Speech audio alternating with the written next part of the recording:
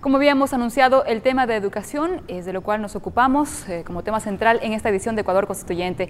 Para aquello hemos invitado al asambleísta Norman Ray. Particularmente emotivo fue no el debate, sino la votación ya de los artículos sobre los derechos de la educación, y ha generado pues toda la expectativa de cuáles son los cambios, en efecto, en educación que se promueven desde la nueva Constitución con respecto a la del 98. ¿Cuáles son esas novedades, Norman? Bienvenido. Bueno, buenas noches. Yo creo que este ha sido uno de los temas eje también del proceso constituyente. Aquí hemos coincidido varios, hemos sostenido una posición también de una tendencia de izquierda fuerte, y sobre todo creo que esto es emblemático en el tema de la gratuidad de la educación. La gratuidad de la educación, inclusive hasta tercer nivel, eso significa educación universitaria. Creo que esto ha sido uno de los temas más fuertes, ¿no es cierto?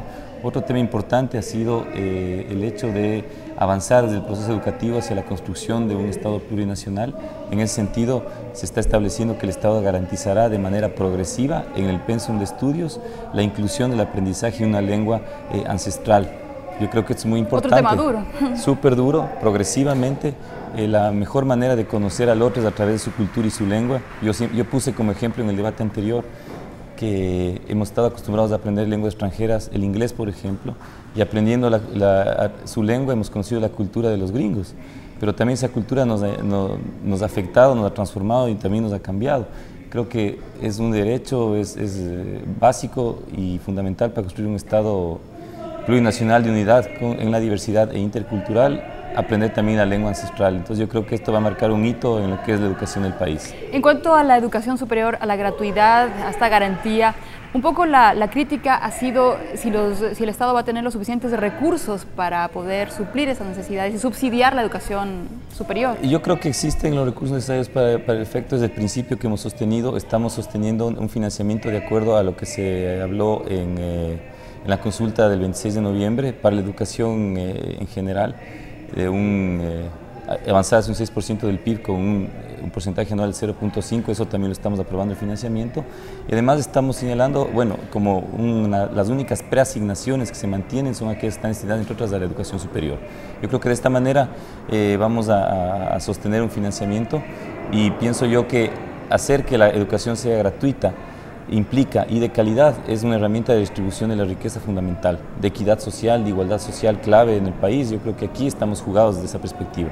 Y por otro lado, estamos haciendo una educación vinculada en el sujeto que aprende durante toda la vida, una educación democrática. Estamos hablando de que los centros de estudio son centros de ejercicio de derechos de convivencia pacífica, porque esa es la sociedad que queremos construir. Entonces es un proceso de construcción. Lo que está ahí manda señal de política pública para avanzar en ese sentido, hacia realmente una educación liberadora, diría yo, ¿no? ¿Y de qué manera puede traducirse esta educación para ejercer los derechos y, como se ha dicho, promover hacia una educación emancipadora?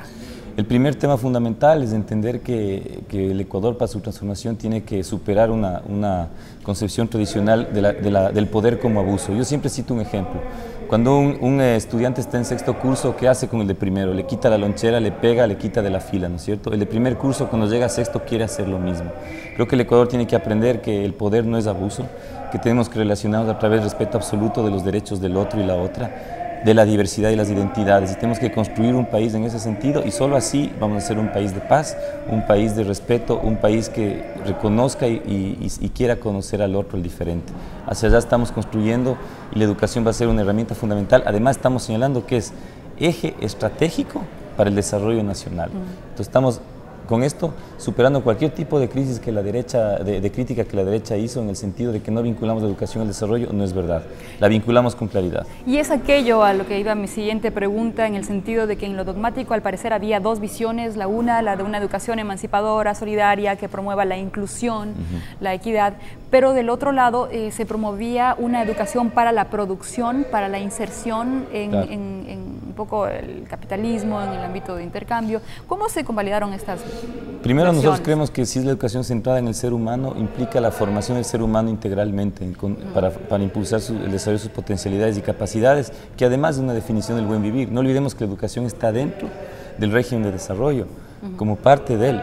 Y un eje fundamental del régimen de desarrollo es este proceso dinámico hacia la consecución del buen vivir. Y el buen vivir implica desarrollo de libertades y de oportunidades y potencialidades.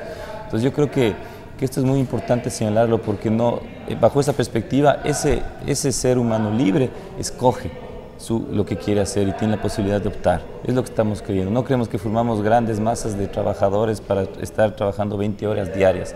No es ese el ser humano que nosotros queremos, un ser humano libre, que opte, que trabaje, que sea dueño de su destino, que sepa tener también la posibilidad de disfrutar el tiempo libre para su vida propia y su familia y sus hijos y que pueda efectivamente sentirse feliz en un país y se siente identificado con lo que hace y puede efectivamente realizarse como persona. Yo creo que por aquí va la línea.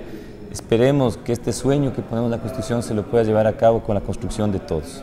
Los niños, las niñas, los adolescentes y jóvenes, ¿cómo podrían sentirse identificados o respaldados, si se quiere, por una garantía constitucional en la que se promueve la potencialidad de sus capacidades? ¿De qué manera puede esto cristalizarse o ejecutarse? Al reconocer primero el interés superior del niño, la niña y el adolescente, al reconocer un sistema nacional de protección integral de la niñez y al reconocer efectivamente que el interés superior del niño está por sobre los demás en el proceso educativo. Al establecer que los centros educativos son espacios de ejercicio de derechos, estamos garantizando eso efectivamente, no permitir el abuso ni entre alumnos, ni de profesores con alumnos, ni de alumnos hacia profesores, ni autoridades.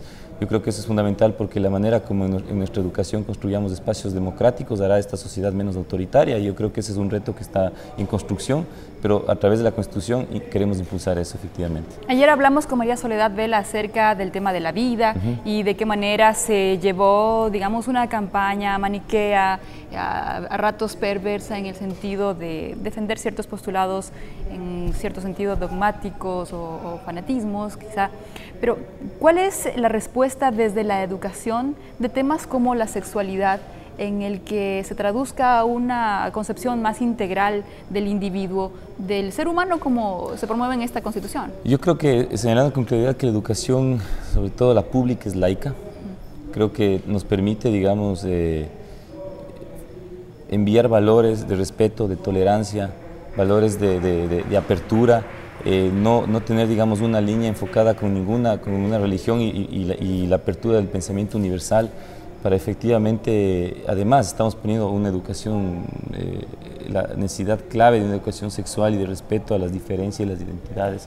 Creo que de esta manera vamos a impulsar un proceso realmente de democratización de la sociedad y de superación de prejuicios. Creo que el Ecuador necesita eso con sinceridad.